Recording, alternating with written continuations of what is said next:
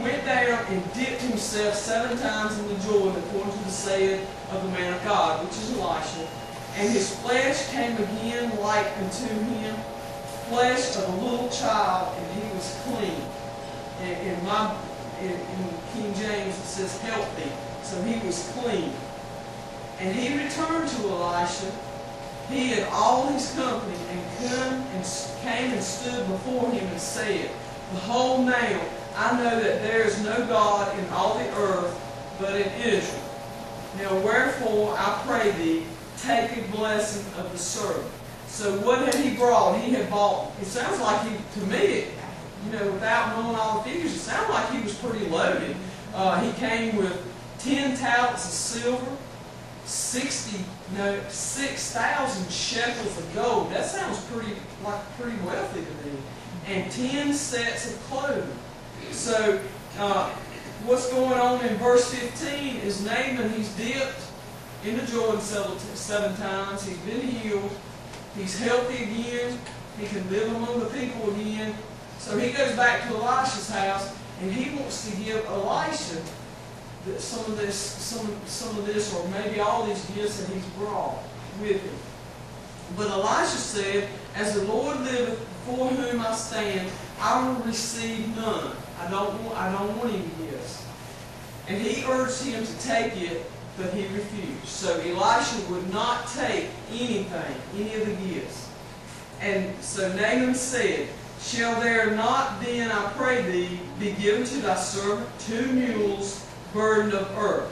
Okay, so that's a little confusing. I didn't understand exactly what that meant. For thy servant will henceforth offer neither burnt offering nor sacrifice unto other gods, but unto the Lord. So what Naaman's asking Elisha now, if you won't take my gifts, let me take 2 of my mules. Let me load them down with dirt from this place, dirt from Israel. And he wanted to take it back. He wanted to take it back with him.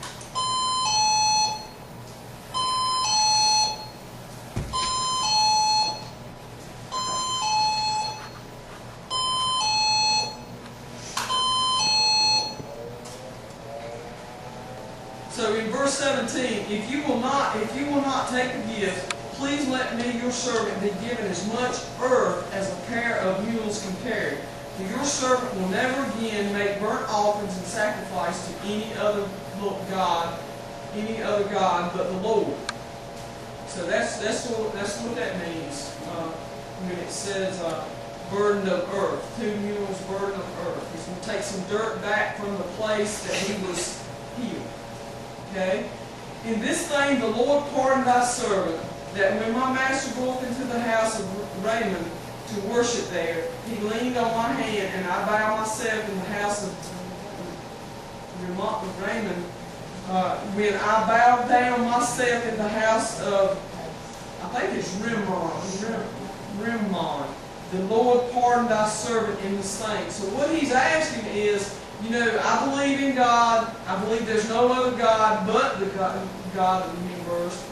But what I want to ask is if the Lord will forgive me, because when my master enters the temple, I help my master into the temple. And my master bows, I have to bow as we're going in the temple. And he's asking that he be forgiven for that.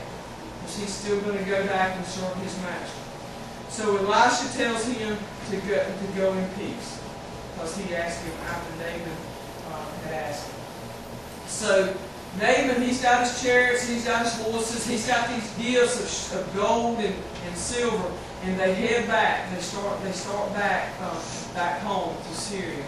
After Naaman had traveled some distance, we just noticed that Gehazi was, as it calls out, Gehazi was a servant of Elisha's.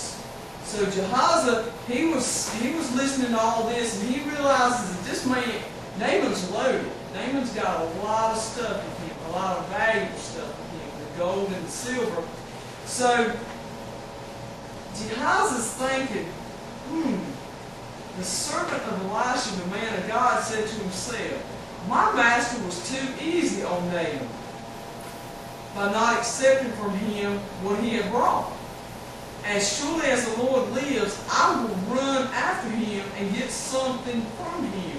So here's this servant of Elisha's. He wants some of what Naaman's got. And he ain't talking about the salvation either. He's talking about he wants some of these goods. He wants some clothes and he wants some money. So Gehazi, he hurried after Naaman. When Naaman saw him running toward him, he got down from the chariot to meet him. Is everything all right? Elisha asked. Everything is all right.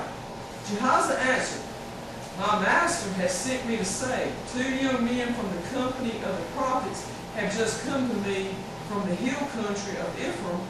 Please give them a talent of silver and 2 sets of clothing. So Gehazi is trying to get something from Naaman before Naaman gets on out of sight, gets on out of the country. By all means, take 2 talents. Naaman said Naaman. He urged Gehazi to accept them and then tied up the 2 talents of silver in 2 bags with 2 sets of clothes. So he asked for 1 talent, he's getting 2 in each bag. He gave them to the 2 servants and they carried them ahead of Gehazi. So it sounds like Gehazi, the servants was carrying them ahead of Gehazi. And that's what it's talking about in verse 23. When Gehazi came to the hill, he took the things from the servants and put them away in the house. So he went and hid these, what we got now? We got 4 talents and 4 sets of clothes. So he hides them. And then he sent the men away and they left. Then he went in and stood before his master Elisha. So we're fixing to see that Gehazi is going to lie to his master in here in just a couple verses. But Elisha said to him, where have you been? Gehazi said, I didn't go anywhere. Gehazi answered, I ain't been anywhere. But Elisha said to him, was my spirit not with you when the man got down from his chariot to meet you? Is this the time to take money or to accept clothing? Olive groves, vineyards, flocks, herds, or men servants and maid servants? Naaman's leprosy will cling to you and to your descendants forever. Then Gehazi went out from Elisha's presence, and he was leprous, as white as snow. So what Naaman had just went and dipped and was cured of, Gehazi, for 4 talents of silver and 4 changes of clothes, he's got leprosy. And what does that? Let's look at the King James version in verse 27. The leprosy therefore of Naaman shall cling unto thee and to thy seed forever. And he went out from his presence a leper, white as snow. So he sacrificed his ability to be a servant to Elisha and benefit from what God had blessed Elisha with for 4 changes of clothing and 4 talents of silver. So now he's going to have that horrible, dreaded disease. And not only him, but the Bible says his descendants will have that. So he made some bad decisions that day. But that's the end of that story. Naaman goes on back and Naaman's healed. Now, I mentioned earlier that let's talk about a captive's compassion. Who in the story had compassion? The slave girl, didn't she? Let's read a little bit about her. She had been captured in a raid, taken to a foreign country, and made a slave. Yet instead of bitterness, she showed compassion toward her master, which was Naaman. She wanted him healed, and she believed her God would do it. God used this girl's tragedy to heal and convert her enemy, a wonderful example of love and reaching out. So, she showed compassion. She didn't have to say anything. She didn't have to say anything about the prophet and God. She didn't have to say anything about her God. She didn't have to reach out. She could have just sat there and let Naaman suffer on. Let's look at verse chapter 5, verse 10. Harder on the rich. Elisha's treatment for General Naaman here and of the king of Israel elsewhere contrasts sharply with his mild manner around the poor and oppressed. Elisha's prescribed cure obviously offended Naaman's pride. So Naaman had a lot of pride about it. Even though he had this dreaded disease of leprosy, he had pride about it.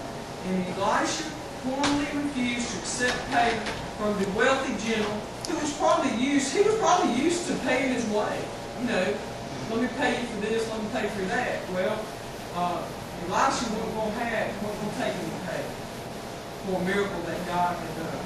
In this incident and in another, Elisha was serving the kingdom of Aram as an enemy of Israel. Okay? Alright, so what did we learn about leprosy? We learned that it's a common disease among Jews. It affected women, it affected men. If we look in Luke 17:12, as he entered, this is talking about Jesus, as Jesus entered into a certain village, there met him 10 men who were lepers. Okay, there's another example of leprosy. Women, in Numbers 12 and 10, and the cloud departed from off the tabernacle, and behold, Bryan became leprous, white as snow. And Aaron looked upon Bryan, and behold, she was leprous. So there's an example of women. Women with lepers.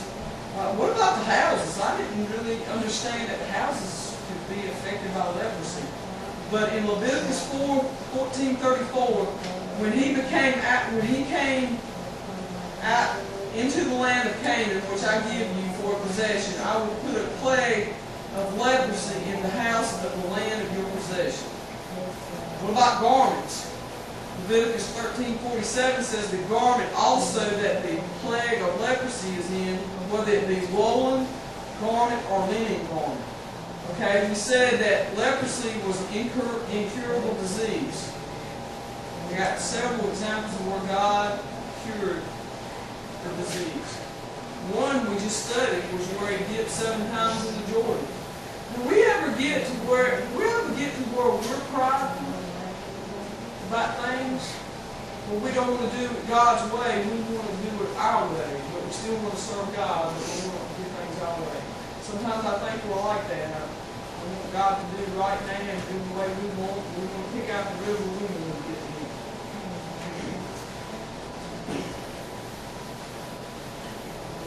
Okay, so we got a description of Naaman. Okay, Naaman was the captain of the army of Aram. He was a great man, highly respected. Because of him, the Lord had given victory to Aram. The man was also a violent warrior, but he had leprosy. He had position, his popularity and prestige, but his problem, he still had that problem. He had that leprosy, which was a problem. Okay? Separation, isolation, and cleansing of the leper was instructions for the lepers. The Greek word is lepra, from lepw, which means to peel off in scales. So if you have leprosy, you have the scales. You know how you might have a little something on you and you want to pick at it? Ooh, if I had that, I'd be wanting to pick on the scales. But you might have had it on your hands and been able to. But I've seen advertisements on TV, this psoriasis, and with the red patches, and it shows pictures, of people with redness, and one picture I was looking at was real bad, it was real red on one person's back.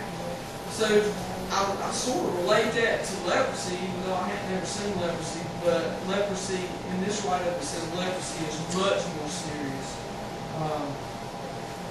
They start with discoloration, patch of skin. The patch of skin may be white or pink.